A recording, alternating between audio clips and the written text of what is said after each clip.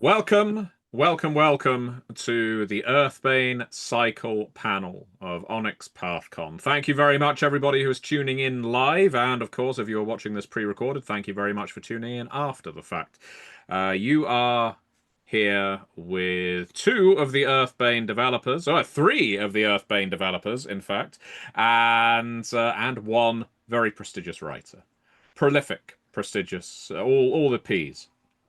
We are here to talk about the world below. We're here to talk about Out the Gates. We're here to talk about Monster Kingdoms. We have a lot to talk about, and I know we haven't spoken about Monster Kingdoms much at all, so this is something of a big preview panel for that game.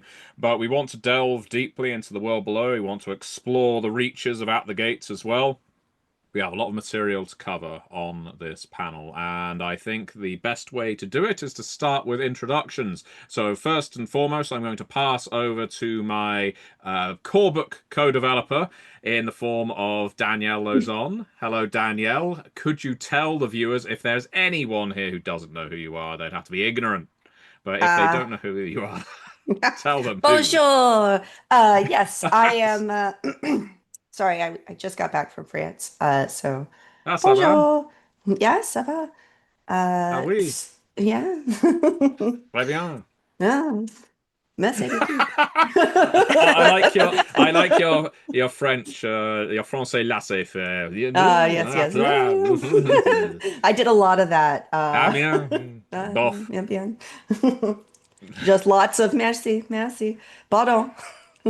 Anyway, hi, I'm Danielle. I am I guess, yes, I developed At the Gates, but also it is my brainchild. So it was my pitch to Rich for a high fantasy game. So if you're unfamiliar with At the Gates, it is inspired a great deal by Japanese RPGs, but also like high fantasy games and epic adventures in which you start out from, the really classic hero journey of starting out as like kind of a nobody and then eventually saving the world. So I'm also a developer on a lot of other things. I've been with Onyx Path for some number of years, and We were young once. we were once young. We were once children. And yes, so that's me. So I think everybody kind of knows who I am. And if you don't, then, check me out later. I have a website.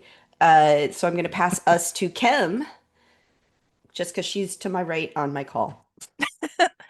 All right. My name's Kim Godwin. I'm another freelancer for Onyx Path, and I actually developed the At the Gates Jumpstart a Demon's Bargain.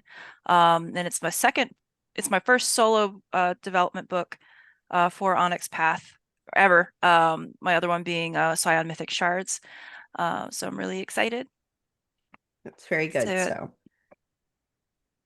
And which of them have you written on? Which of these Earthbane games have you written on, Kim? Yes, all of them. yes, I've written on all of them. Uh, so I've worked on World Below, worked on At the Gates. I somehow volunteered to do the perks for At the Gates after I did the synthesis and thesis and a couple of the Mm. sorceries for World Below. So when it came to Monster Kingdoms, I was like, my head will explode if I do any more. And then I ended up doing more. Uh, Yes, yeah. I was about to say you didn't get out of that. Yeah, I was gonna say yeah, your head stayed intact though, so that's good. yeah. I did edges and scepters for Oh. Monster Kingdoms, and there's a couple of other ones I'm working on. I also did Mm.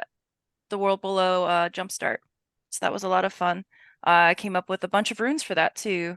I don't know what happened to those, but I did make some. So I got to I have fun with pictographs. yes, Very I'm cool. hopeful they will show up. But who else is on this panel, Kim? And now we have Chris. Well, thanks very much. So yeah, I'm another one of the freelancers for Onyx Path. I've done bits and pieces of work for the world below. The upcoming Underworld Adventures book was one I put a lot of work into, and I've just done quite a bit in the Monster Kingdoms core book as well. So yeah, very much pulling in on those areas.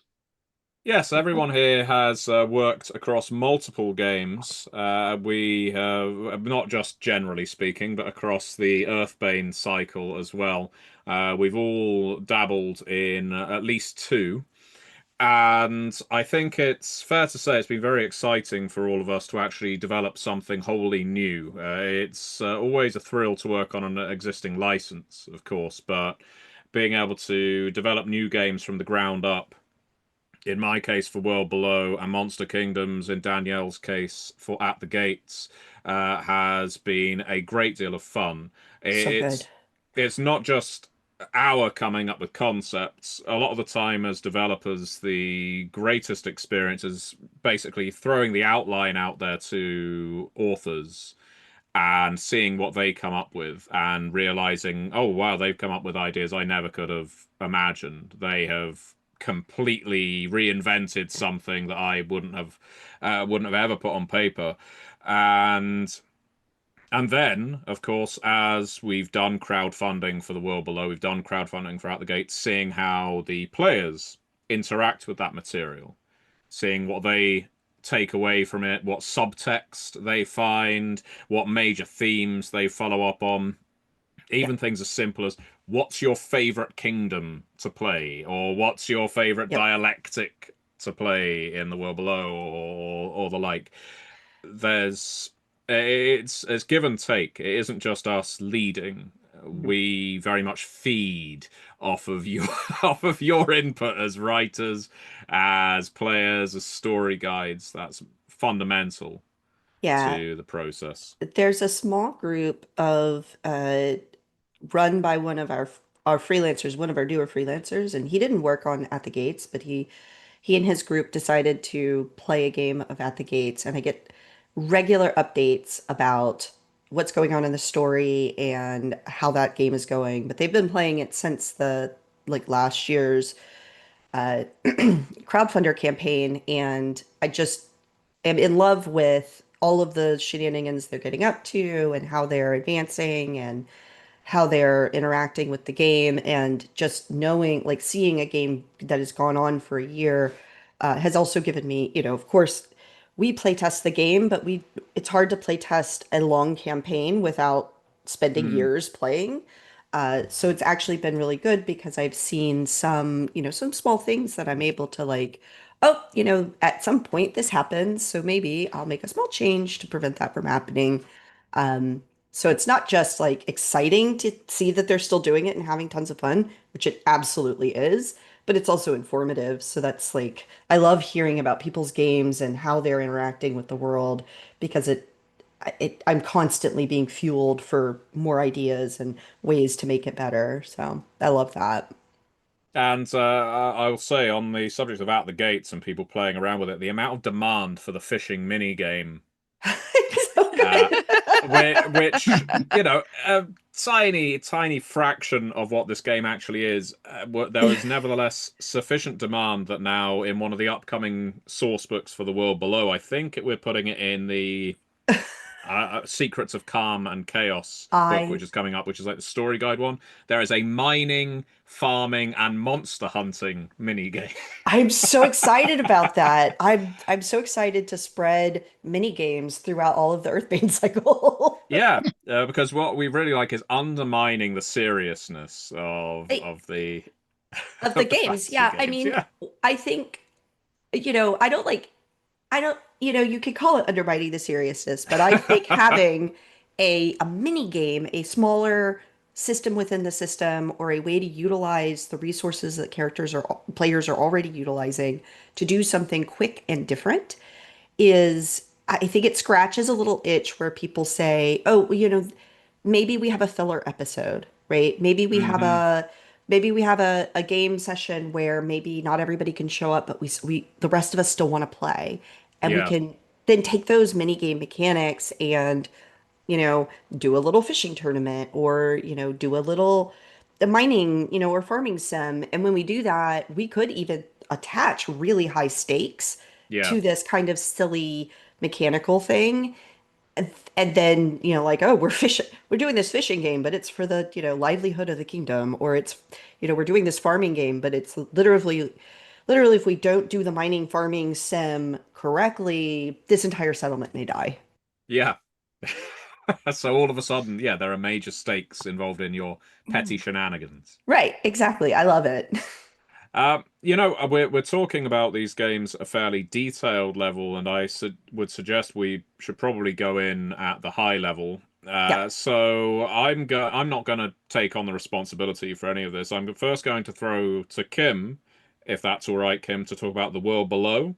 I'll then go to you, Danielle, to talk about At the Gates, and then you, sure. Chris, to talk about Monster Kingdoms. If all three of you are happy with that order. Okay. All Sure. right, Sounds good.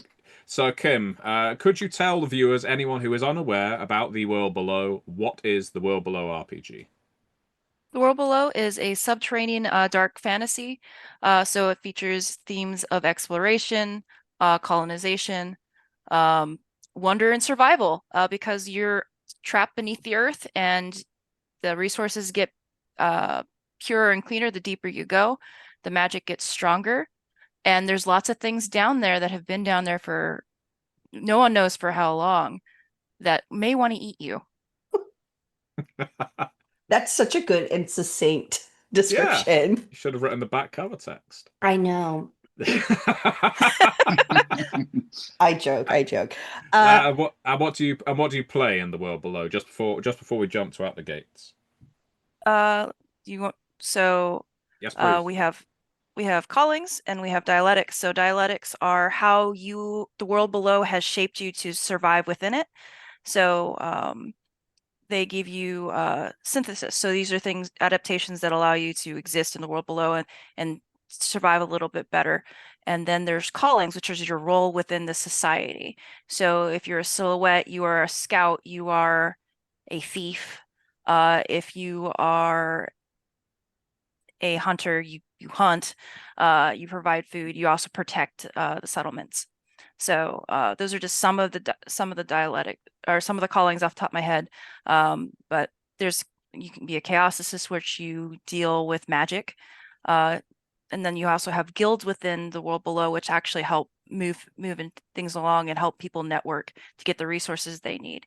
So you pick one of those three as your paths. So Excellent. Well, thank you very much for that. That was nice and detailed and high level at the same time, which is just what I like. yeah. What about you, Danielle? What can you tell us about At the Gates for anyone who doesn't know? All right, so At the Gates is a game in which you play your major thing that you are is your profession. So you could pick one of five professions. You could be a mate. Let's just start from the alphabetical list.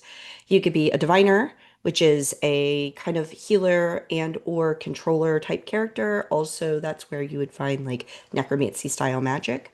You could be a harrier, which is a spy or a scout or an assassin. You can play a mage, which is an elemental magic user, or a kind of more like buffing character and controller type character. You could play a warlord. It was alphabetical, so you could play a warlord, which is mostly control, but also kind of tank. They do a really good like a leader kind of character. They're very inspired by the warlords of fourth edition D&D. Kind of have a love-hate relationship with D&D, and I love fourth edition. Or you could play a warrior, and the warriors are kind of your strong DPS. They can be a tank. They're also they also kind of have some personal buff magic. Everybody has magic. It's just a state of the world is everybody has magic. Magic is part of the world. Everybody uses magic to do things around the world. And you play one of these kind of characters, and the troubles in the world are multi like faceted. But the biggest trouble is that recently, within the past year, there have been creatures called demons that have started appearing in the world that come from another place outside of the world. Everybody calls the void. The void is antithetical to the magic of Gaia. And so every time a demon comes into the world, they spread this kind of void taint that warps the world around it. And you get outlands, which are kind of weird magical clash zones, and you have also just void tainted creatures that get kind of warped by the void.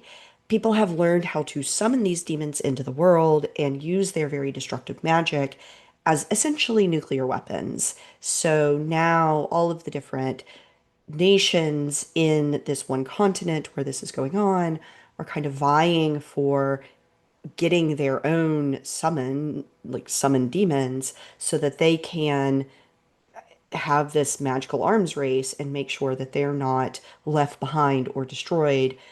There is one nation that kind of has already invaded another nation using a incredible might of a demon that leveled an entire mountain. So everybody has seen this incredible destructive force, and now they are trying to protect themselves from it and race to the top without accidentally destroying the whole world with this magic. So you come in as people who are not necessarily at the top of these, but are maybe trying to, save your small village or save a small portion of them, but you wind up embroiled in the politics of these nations and what they're vying to do. Perfect. Thank you so much for that rundown, Danielle. Yes. And now, for the first time, I think, I'm casting to you, Chris, to talk about Monster Kingdoms, because I don't think I've spoken about it at length anywhere. So that means it's all on you. You have to sell this game, which we will be crowdfunding this year, Chris. Yeah, no pressure. Thanks very much. Yeah, good luck. So I really love what's going on with Monster Kingdoms, and it's clearly in the fantasy genre. So we still have all of our fantasy sort of creatures in the world, but I like the fact that it's set after things have gone to hell. This is the dark ages of a kingdom that's existed. You can look at any kind of kingdoms from our history as to what they might be, these sorts of things that appear in fantasy. But that's existed. It's had this big empire, and that's all just crumbled into these little duchies, into these little groupings of individual types of monsters. And different types of blights and effects have affected each of these individual kingdoms and given rise to, here we have lots of plague-ridden zombies. Here we have a whole kingdom of vampires in their castles, or almost like an industrialist group of orcs and goblins who are destroying their land to make, well, whatever it is they're trying to do. And you play as monsters surviving in this kingdom, but it's not just like the world below, where it is you're at the bottom, you're at the ground, and you're just fighting for survival. With Monster Kingdoms, you are someone who is much more up and coming. You might not be the rulers, but you are someone who's going to be there to make a difference. Now, that difference could be positive. It probably won't be, depending on your particular playstyle. But it doesn't have to just go into anti-hero and evil territory. It really can cover the range. We have this whole plague of darkness that's affected the world in whatever ways, but we still do have this hope. We have this kind of light that exists that people can still play towards. And that, to me, I think makes it for a very interesting part. The way that we can have these bigger things, that we will be having maybe political maneuverings against vampire kingdoms and against empires that have existed and are crumble. We might have groups of fey creatures and wizards that are controlling and making their whole impact on the world just so much more difficult for everyone else. Like, how do we fight against them? And what do we do with this group of people that can change the course? And we have these dictators, we have these despots. Do I want to become one of those? Where do I see my position in that world? And in terms of what we would be playing in that, it is classic monsters in a lot of ways. We have our fantasy races, and we have vampires, we have revenants, we have, my mind's going blank as to what we've got, but think of a type of monster, and they're going to be in there, your demons and your fallen angels and the like. And it's just a very different approach to it, because the powers, such as they are dramatic. These aren't just, oh, I can make this one person walk across the room and do something I ask. It's, I'm going to summon swarms of beetles and fling them at my enemies. I'm going to make everything explode.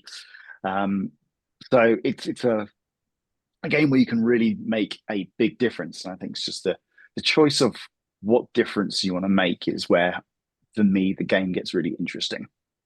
Yeah, in fact, I would say that of the many themes that run through, and thank you very much for that, Chris. I do appreciate that rundown. I think it was very good. And I think the two of the themes that run through all three of these games are that, yes, you can leave an impact on the world. The world is almost formative around your characters. There's a lot that's malleable in all three of these settings. And part of the reason is the second theme, which is, I guess, in a sense, apocalypse or weapons of mass destruction, if you like, nuclear holocaust, say what you like. It isn't specifically that, but to take the world below, for example, clearly there has been a cataclysm of some kind on the surface that drove all these refugees to burrow beneath the earth to survive. In At the Gates, we are working with weapons, as Danielle very brilliantly described the demons. These are powers that can level mountains, and yet these are powers that even your characters want to manipulate. This isn't just something that the evil lich over there has. This is Hmm. something you want. Hmm. So all of a sudden you are playing with a great deal of power and you can change the world around you. And in Monster Kingdoms, it's a different kind of apocalypse. Chris very aptly described it as a dark age. If you like, the empire at the center of the map is equivalent to Rome, if you want, or the Western Roman Empire.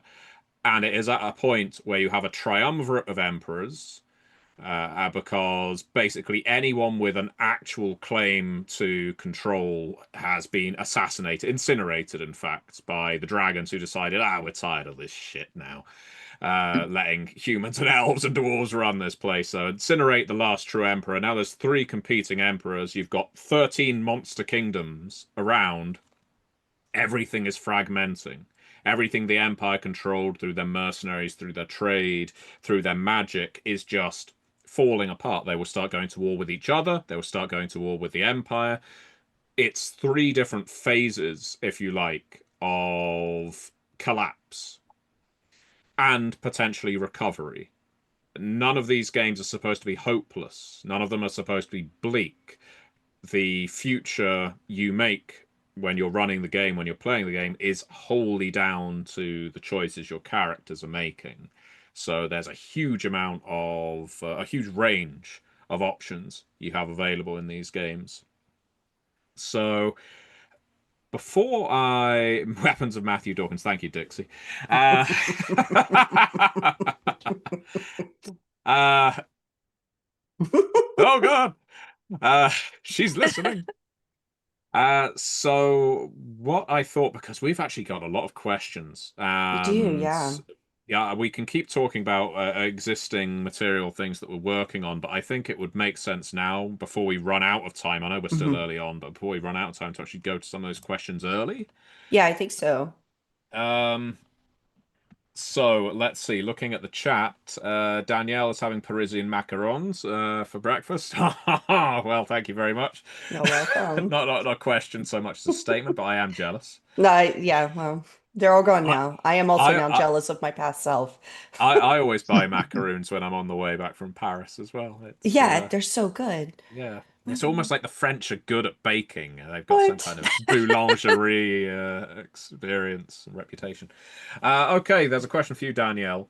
Are there plans for more societies and kingdoms in the At the Gates setting? So, uh, right now, we don't we want to focus on Everend, and Everend has their seven nations. But I can say, so no additional kingdoms, but societies.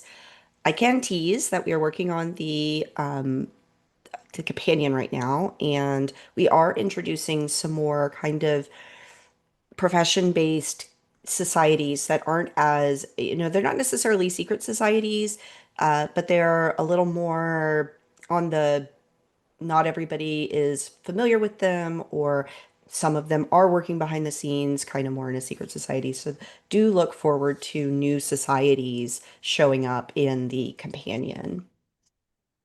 And I'll shoehorn my way in here because we've got 2 source books coming up for the world below.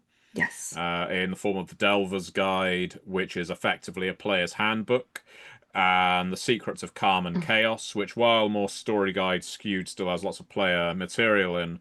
And both of those have new, well, not kingdoms, they have new settlements, they've got new dialectics. I think my favorite one at concept level is the Ikori, which is a ooze-based dialectic. So the world below is not changing you in a terribly aesthetically pleasing way, unless you like ooze. I mean, I'm not one to tread on your preferences. I just need to become a slime mold, please. Okay, all right, that option is now available to you, Danielle. Thank I'll make you. sure it's on there. Perfect. But Wonderful. Hey, also, I new pitched a pow callings. I pitched a I pitched a synthesis that was slime mold. I don't know what happened to it though. Well, now we'll be able to pluck that from the archive because, good God, there were so many syntheses and theses in the World Below core that we sadly had to cut for room. There's no limit to them, but yeah, we do have some waiting in the archive. But yeah, new callings as well. So the World Below's world will be expanding too. Both geographically in the sense that you can explore more of it, but also in your playable options. So those 2 books will be ones to check out. So one for the entire group now. Question: in your opinion, what is the best Earthbane Cycle setting to find a magic car and go on a road trip in? I'm gonna very quickly say not the world below. No. I am going to say the Monster Kingdoms. Yeah. No, I think the Goblinoids may have made the car. Right. Yeah, exactly. hmm And it's more of like a Dick Dastardly, what is it, the Mean Machine Dick Dastardly drives, I think. I don't remember anymore. Sounds I right. imagine that it's like got really big back wheels and really tiny front wheels, Yeah, and you yeah. have to like, yeah, you've got Oil to like, slicks, blades right, on the yeah, wheels. Yeah. exactly. Mhm. My concern would be that a dragon might take out this flying car, and if the dragon doesn't get it, probably a trebuchet will. Yeah. So Yeah. The it It's will got be car a very could it's be short got its road part own trip. of a trebuchet. trebuchet on the back, Yeah, so there we it's go. good against the dragon.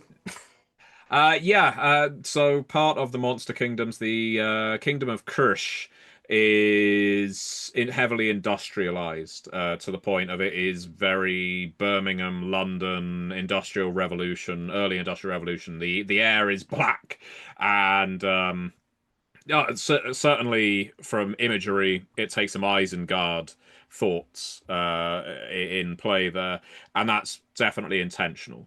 That whole idea of you are ripping up the environment to make your kingdom more advanced than the rest, but you're doing it in a way that is horribly unethical is very much home to where our orcs and goblinoids, or one of the goblinoid kingdoms in the Monster Kingdoms is. So having them some kind of conveyance to drive around in the Monster Kingdoms could work.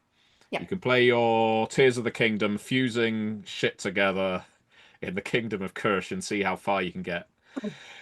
Okay, another question for everyone then. What is each of your favorite kingdom? So let's split this across out the gates with nations and monster kingdoms. So Danielle, what's your favorite nation? Yeah, because I don't know all of the Monster Kingdom kingdoms because I haven't actually taken a hard look at that book yet. So I was like, oh, how do I answer that? But I like a little guy, so I'm just gonna say Goblinoid really quickly on that, and then Hmm. move on to. I actually think my favorite nation in the at the gates is Talpidium, and it's because I like the so they're the higher level of technological, like using magic for technology, and they like don't recognize that magic for technology. They're like, oh, technology is very important. It's better than demon summoning. We don't need to study demon summoning, but we're just still using magic, but it's not that magic. And so it's this kind of like drawing lines where none really exist. Hmm. And some kind of cognitive dissonance about what's important in the world. And I really love a kingdom that just has a whole lot of cognitive dissonance about what they should be doing.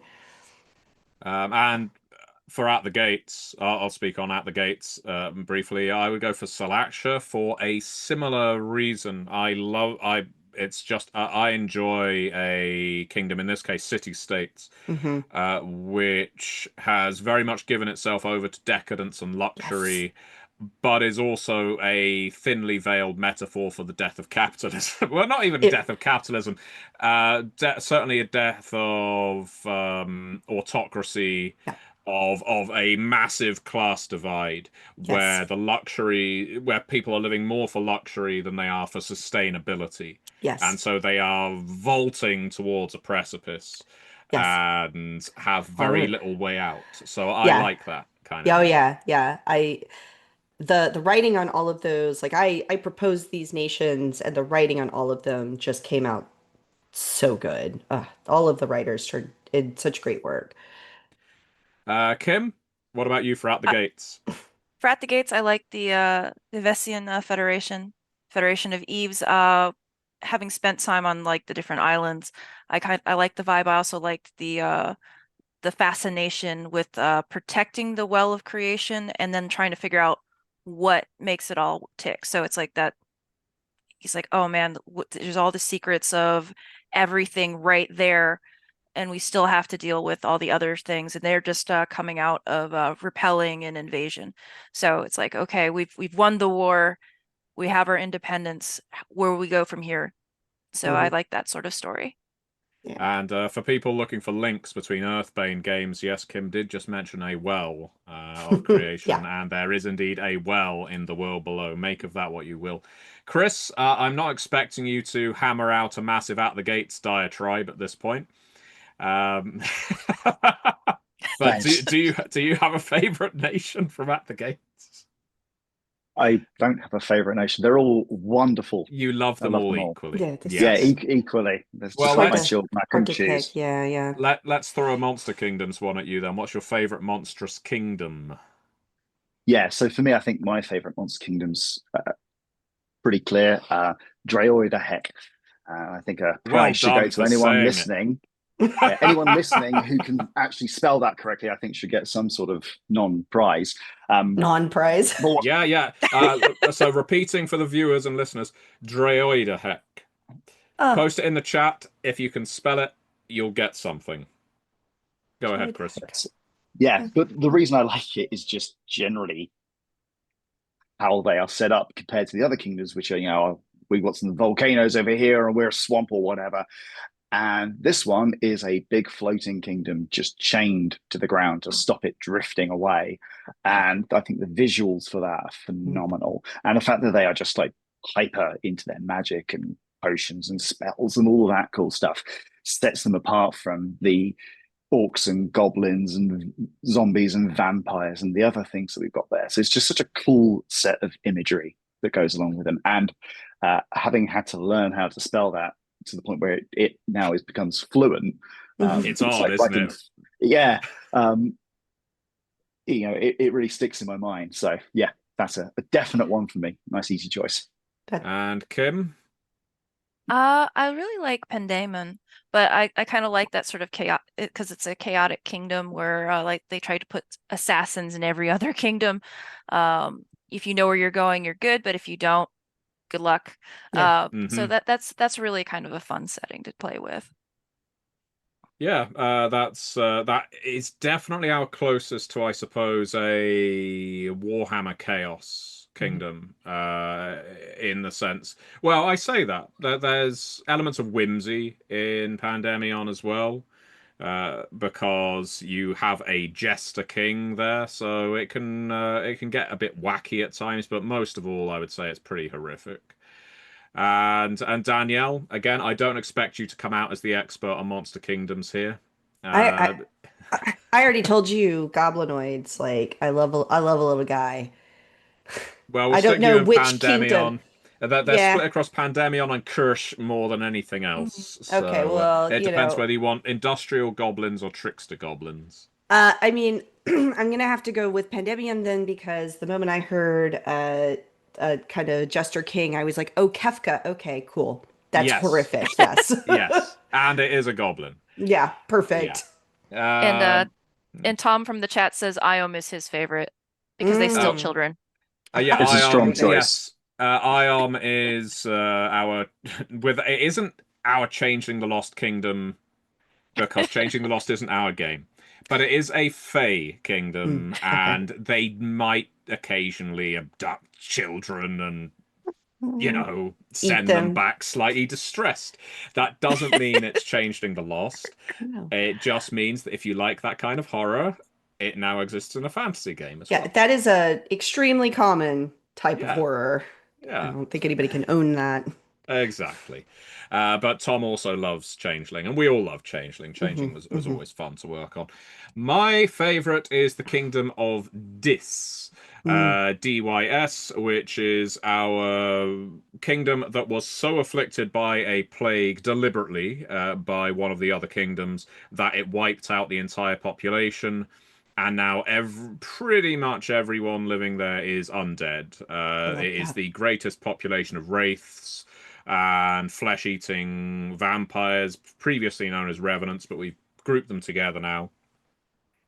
So I like the idea that it's almost the most scholarly, accessible kingdom because they have a great interest in history and vengeance, and providing you're not insulting them, they will probably help you, but they may also drain the life out of you because they happen to all be undead. So, it's a risk. Of course, you can play characters from any of these kingdoms. They all sound hostile, but the whole point of Monster Kingdoms is you form a squad that can potentially come from each of these places, just as in At the Gates with Hmm. each of the nations. There's nothing. We never, at no point in any of these games do we say, if you come from here, you will never work with one of these people, or you've Mm-mm. sworn a blood vendetta against the people from this place. That would limit play, and that's very much not what we're about. Okay, we've got another question. This one's for you, Danielle. In fact, Danielle and Kim, is magic in At the Gates sufficiently spread or common that it replaces modern day technology for communication, travel, quality of life, etc.? Um, Um, well, yeah, I mean, I'll answer it first and then Kim can kind of elaborate. So the answer is kind of. There is definitely some magic that is being used for communication or for, lighting street lamps and things like that. It also really depends on the nation that you're in. So, like in Talpidium, everything is being replaced with, magic is filling in technology. But if you go somewhere like the Federation of Eves, you may not see that level of kind of the Magitech style of things. So it kind of both depends, and you know, you still have a boat that has sails. yeah, yeah, I kind of agree. Like the smaller things, maybe, depending on what kingdom it is, because some of the kingdoms are kind of like a little, almost feels like they're magic phobic, but they're not really because they're just like, no, technology, good, magic, okay. You know, it's like people condemning the horrors of technology, but using their cell phone. To do it, yeah. Hmm. Yeah. Yeah, So, in. Oh, sorry, go ahead. Go ahead, Kim. oh no, that was good. In Monster Kingdoms, the magic isn't. It is ubiquitous in the sense that this is a world of magical monsters, and your characters have access to these devices, which Chris has already mentioned, scepters and crowns. And scepters are magical weapons. Crowns are, as the name implies, they are mystical crowns that you will earn through defeating a crown bearer. If you defeat a crown bearer, you inherit their crown, and that will give you, at the very basic level, area effects magic because you are now a monarch of some variety. That doesn't mean you have a kingdom, but it means you have a crown. Now, while they are commonplace within player characters, they are not commonplace within every single person who lives in the Monster Kingdoms. Your characters are legendary by existing in this game. You are immediately protagonists. You're not bottom rung. Chris mentioned, you are already characters who can shape the world. Chris wrote some fantastic material all about essentially forming your legion. In this game, you don't just start off as a solitary character with a few friends. You have a regiment to your name that you design at the same point as character creation, and then you can start utilizing legions of, what is it, Chris? I think you've got siege weapons, there's beasts of the wild, It's really cool. Nythera dreadnoughts. Yeah, I'm so sure. every nation's got its own type of army troops, and you can recruit those for your entertainment, essentially. But yeah, you start the game with your own personal army that you can send off to do your dirty work. Yeah, like I need, we're going to need some healing potions. Go and raid that village and hassle the medicine woman to get us a bunch of stuff, or go to this empire and buddy up with them so that they'll support us while we assault this particular kingdom. And yeah, again, you can say, actually, we really do need a trebuchet to take out that flying car that's been pestering us for a while. Get building that. Yeah. And yes, you can decide whether you're going to lean your, I guess, experience and the things you are earning throughout gameplay on building your regiment up, your soldiers, if you like, or whether you want to build your dungeon more, because every squad has their own dungeon as well that you're wanting to lure heroes into. One of the fundamental inspirations for Monster Kingdoms was Dungeon Keeper, the old Bullfrog game, and the idea of you are recruiting monsters and you're filling this place with traps so that you're going to draw heroes to you that are clad in magical shit. You'll kill them off, take their stuff. Yeah. So you either expand with your army or consolidate with your dungeon. Hmm. And where in World Below we have our calm season, Monster Kingdoms has expansion and consolidation. So Speaking of that, I don't, yes, just because I haven't, I'm going to aside real quick. Have you played Keep the Heroes Out? I have not. It is a very light kind of family game. Mm-hmm. I say family. It's cooperative. You play a little monster group, like ghosts or vampires or uh gnolls or bats or whatever. And then they're like you work for some big big boss and you're trying to keep the heroes from stealing all the treasure in like a dungeon. And so it's a little board game where you're trying to kill heroes as they show up. Mm-hmm. So it's essentially like Dungeon Is that Keeper the as a board is that the game. c- is that like a card like because I've played a game similar where it's cards and it's random It's what cards, cards yeah. you do. Yeah, so you have everybody has a little deck of Hmm. cards. It's a deck builder. Yeah. Yeah. Yeah, I've played it. Yeah, it's super It's fun. fun. It's very Hmm. cute. I'm gonna rattle through a couple more questions here. Hmm. I don't know if we're going to be able to get to essay length dissertations here. I think we're going to have to just keep answering questions Yeah, I think that we're so. fated to do. And it's lovely to see, by the way, viewers, listeners, everyone throwing questions at us. We love to see your enthusiasm for Monster Kingdoms. It is really and Out the Gates and the World Below with the entire Earthbane cycle. Yeah. We've all put a lot of work into this, but it really pays off when we see people so enthusiastic. We want you playing these games, so thank you so much. So quick questions here. Is there a monster type in Monster Kingdoms that resembles Godzilla at all? Well, you have an entire kingdom of dragons, the kingdom of scales, though some of them are hibernating, many of them are not. And on top of that, probably the most fun variant, although tragic, is the Lindworm, which is like the dragon equivalent of a mule. They Mm. don't want to acknowledge these misbegotten offspring that are somewhere like cross between wyvern, dragon, Godzilla. That they don't look quite like mummy and daddy. So aberrations, offspring. We don't want them. Mhm. So yes, you do have your Godzilla creatures, and no one really likes them. Love Uh, that. can you play a dragon in Monster Kingdoms is another question. You can play Dragonkin, and so they can be everything from your hulking, I guess, Dragonborn, I think they're called, like in Baldur's Gate 3, you've all seen the type, all the way through to more serpent-like. I always prefer imagining dragonkin as a little more lithe, a little more serpent-like, snake-like. But that's my preference. They can actually look however. And so now to all of us again, because I think this can apply to At the Gates too, as well as Monster Kingdoms. Because when you say kingdoms, is that a catch-all for different governments? You've got a lovely array of government types in At the Yeah, Gates, Danielle. I do. Yeah, I originally I called them kingdoms, like early pitch, but all of the government types are they're not kingdoms. In fact, I think only one of them is actually technically a kingdom, and everything else is some form of a democracy or a parliament or you know, a representative federation of city-states.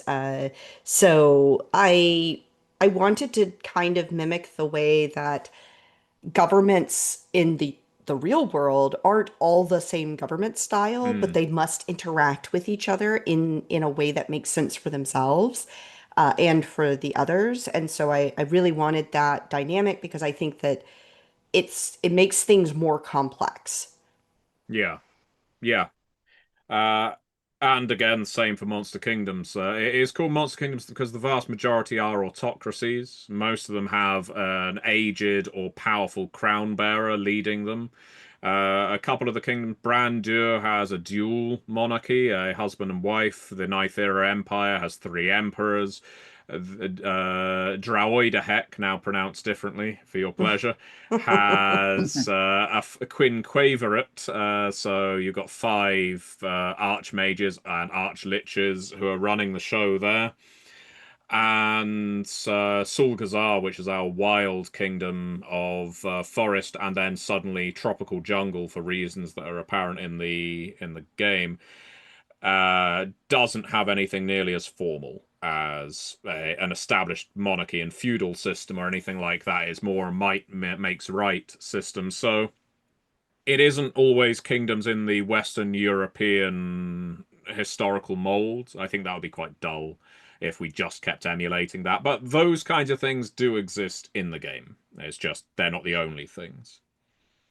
And of course, in the world below, much as with At the Gates, we strove for practically every settlement to have a different kind of political and philosophical setup. So you've got everything from anarchists to socialists to egalitarians, and I'm not going to run through the whole bloody list, but the whole idea was to demonstrate how different people might try to survive in such a inhospitable setting. Different people are going to form different styles and succeed or fail. And yeah, you have dictatorships, fascism, unpleasant though it might be, people will go to what their natural instincts are in a survival situation, potentially. Next question. I'll aim this at Chris first. What's everyone's favorite mechanic from any of the Earthbane cycle? Ooh, so I do love a lot of the crown effects that we've got in Monster Kingdoms. That's the idea that you can like really focus the power, or that you can just explode it out. I love that. I am going to pick something that I wrote instead, however, uh, Of course. Good. because I think you don't really see a lot of like big wargaming stuff happening in well, I don't in a lot of the RPGs that I'm playing.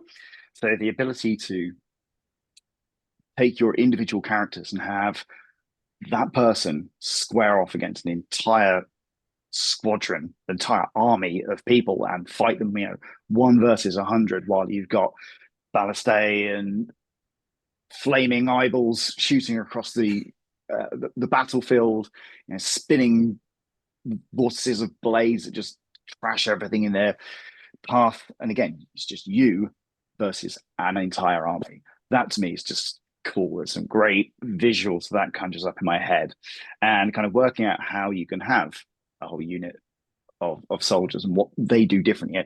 Where does my Brandurian soldiers, they're kind of more elementals, Mm-hmm. if they are going up against more of the Nitharian Empire, where dreadnought armies, why are they different? Why would you recruit someone from Ion?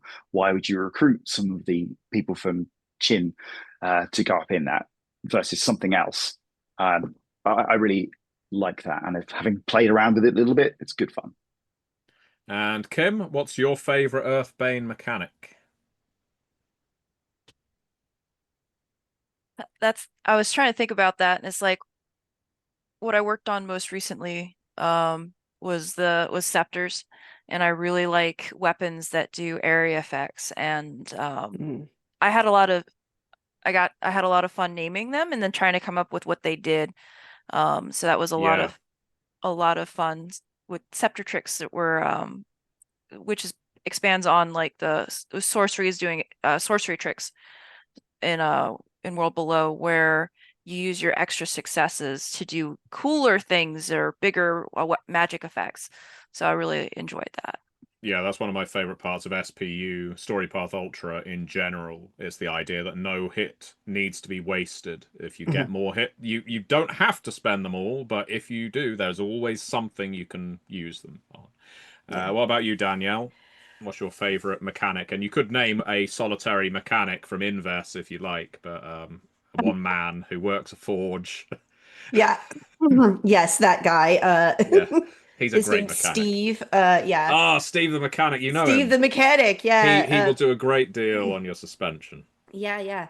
No, so I think honestly I really enjoy the I'm like, even though I would normally be like, oh, something from At the Gates that I wrote, but I actually really love the calm mechanic in The World Below. I really love the kind of, you go out and you do adventure stuff, and then you come home and you kind of do this like settlement phase where things are happening and you're kind of defending the settlement, or you know, building it up, or protecting it, or from devastation or things like that. I really like that as kind of this nice like session break where you go out and you do your adventure stuff, your exploration, things like that, and then you come back and there is a time passes mechanic, and I really love that mechanic, so that's my favorite. Well, my favorite is this is a big love-in because we're all recommending each other's games. I love the magic system in Out the Gates, and I can say that as one of the co-authors of the Yeah. magic system in Out the Gates. Uh, I just really enjoyed working on it. I love the thematic nature of the magic in At the Gates. Just at its purest level, down to the naming conventions. It talks about pillars and keystones and the idea that the magic you are using is effectively the building blocks of the world you're living in. Hmm. And just as those building blocks can be used to build, to be creative, to make life better for people, you can use them to destroy. You can raise buildings. You can level nations, and as we've seen, mountains.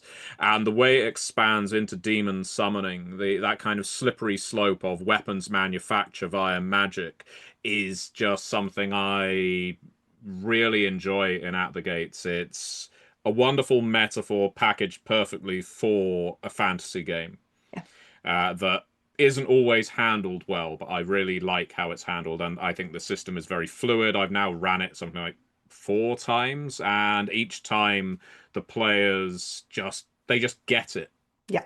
straight away without much explanation being required. So that's always great fun. Yeah, that's really good to hear, honestly, because sometimes like you design a thing, or you have a Oh thing, yeah, and then you wonder, like, are people actually getting this? yeah, it's Are they doing possible. it right? It's absolutely possible to over design it. I think Yeah. the because I obviously I love the sorcery in the world below as well, but I also know, just the same as people sometimes have an issue with magic in Mage the Ascension or Mage the Right. Awakening, that Hmm. idea of free-form magic. How do I pull all of these separate components together to make something? The world below has that Yeah. in its wild sorcery, and so I know that need for improvisation can sometimes be a barrier to Yeah. people. Yeah, absolutely. So that then contrasted with At the Gates, where things are set in stone to the point that they feel like they are part of the background of the setting. People have essentially scribed this. Mhm. This is part of the world. I just love it. So we still have more questions, everybody. We're never going to leave. Uh, so before we wrap up our final questions, I will say we, of course, have The World Below is out on DriveThruRPG. You can Yes. still pre-order the traditionally printed copy and all of the associated apparel and merchandise. Mhm. At the Gates is available to pre-order on BackerKit. You can Yes. still pre-order the various apparel and merch that goes with it as well. Yes. Monster Kingdoms will be coming up for crowdfunding later this year. I don't know what platform yet, but as long as you're watching our social media, you'll find out where it happens to be hosted. But on top of that, we have sourcebooks coming out for each of these Earthbane games too. So Mhm. I've already mentioned for the World Below, we also have Underworld Adventures. We've got a Jump Start, and there will be more besides. And for At the Gates, we have a companion, we have a Jump Start, and I have no doubt there'll be more besides. Yeah. So Earthbane is a new game line for us. It's only really been founded in the last couple of years, Yes. and we are really marching forward with it. We want it to do well. Yeah. So please give us your support. Um, let's see. What questions? Will we see a Monster Kingdom well? There is a well in the Monster Kingdoms, though it may not be what you're expecting. So that's all I'll say on that for the time being. Mhm. But yeah, so I often see the question on the Onyx Path Discord, how are the Earthbane Cycle games linked? If you're looking for an obvious link, you won't find it. We're not going to say in the introduction, this game takes place 200 years after X game. But the links are there. Sometimes they're going to be more subtle than others. Sometimes we may even drop whole names of things that exist in one game to another. And the connection is deliberate. How much you care about that, how much you want to dig into it, if you find it enjoyable to do it, please do it. If you don't, it's not going to break anything. You can run the game independently of all the others. The games link together, but how they do is mostly of interest to people who really want to do some, I'm not going to say dimension hopping because that implies something, Yeah. or even time travel because that implies something. Let's just call it world hopping. Sure. Everyone now, to close off, what is the best mini game and why is it fishing? It's fishing because But I made why? it. I Oh, made it oh, because oh, well, I that's made it. why. That's why. Oh, there we go. Yeah. We're still working on the other ones, I think. Yeah, So we are still working on the other ones for the world below. Okay, Chris, then if we had to invent a mini game for Monster Kingdoms, now that we've got mining going on in the world below, mining mini games, and we have fishing in At the Gates, what mini game should we come up with for Monster Tower Kingdoms in a source book? defense. Tower defense. Sorry, that's what? a natural segue there, yeah. It You're really turning is. into Yeah, well, it's interesting because I'm actually Beelzebub. writing some of the mining stuff for the World Below today, so that's really fresh in my mind because, like, just before I joined this panel, I was putting a few bits and pieces in for that. But yeah, Monster Kingdom, I think you've got to be fishing for dragons with giant crossbows. Scorpion, Yeah, that's not fishing, is That's it? that's not with that like more like attitude. shot It's pull. That's more spearfishing. like shot pull. Yeah, Shot put? Yeah, yes, shot put. Yeah. Some dragons go underwater, and we're going to get them. industrial spearfishing. So yeah, Okay. that's where it goes. All right.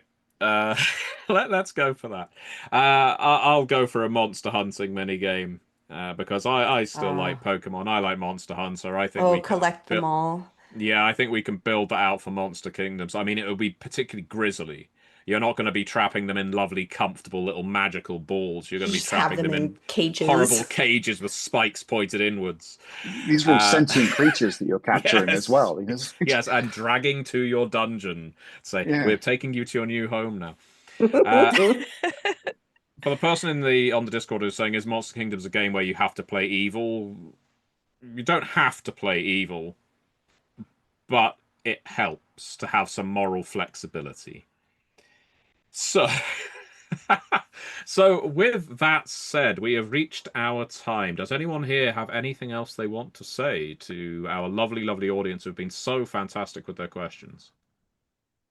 I mean, as always, just, thank you for being fans. Thank you for enjoying our games. Thank you for talking about our games. Thank you for talking to your friends about our games. And please, just thank you so much for all of your support that you give us, because we do this for you. I mean, we do it for ourselves a little bit, but we do it for you. And so seeing that you are enjoying and being entertained by this, it's really helpful and heartening. So I really appreciate everybody's enthusiasm for our games.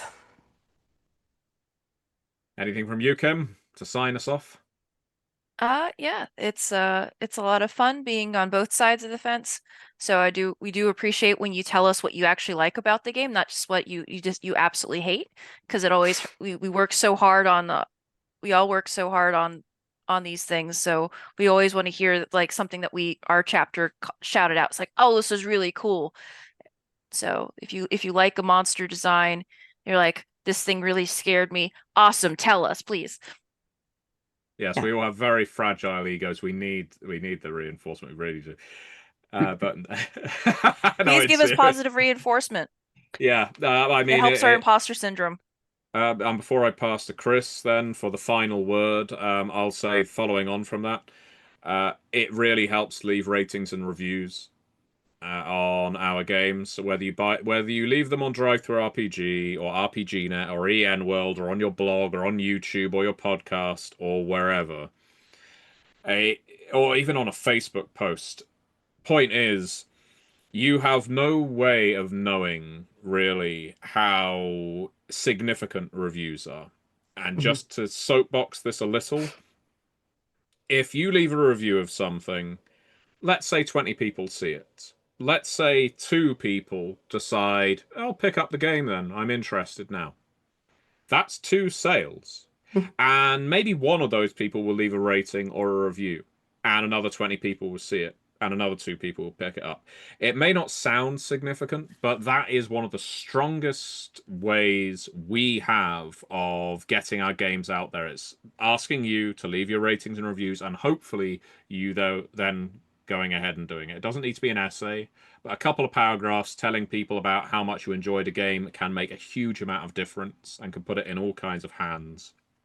And for your sake, it expands the player base, so you get more people to play with. So please consider doing so if you haven't done that recently. Now, Chris, what would you like to say to wrap us up? I guess it's a bit of a continuation on that point, really. One of the things I like seeing from on the Discord is what people have done with the games. The adventures they've been in, the stories they're telling, the reactions from their groups to certain events. Because if you're putting something into a book, if you're writing that, it's great to see that in use. And I think we all get inspired from seeing those stories, because you think, I'm not going to copy that idea, but that makes me think of something else. That means me go, this works in a way that I play this game. And we all play the game in a different way, right? There's no right or wrong way. So yeah, I think for me, it's talk about these games. Tell us about how you are using them, because that to me proves that this is the sort of thing that gets people interested. And I like to see the inspiration and the bouncing of ideas that goes around. And that's me done. Fantastic. All right, sign us off, Dixie. Thank you very much for watching, everybody. Thank And see you. you in the Curse Book Thanks very panel much. soon.